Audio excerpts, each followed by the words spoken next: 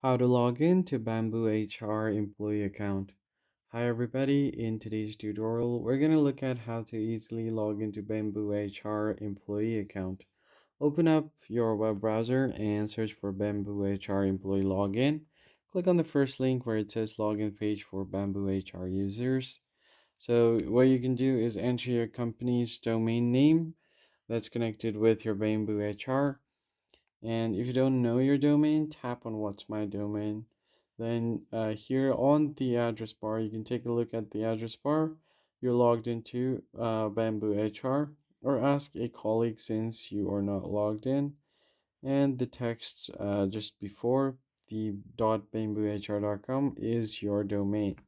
So you just need to enter the domain of your company. And once you've done that, tap on continue. If the domain exists, you'll be taken further to the next step to enter your password.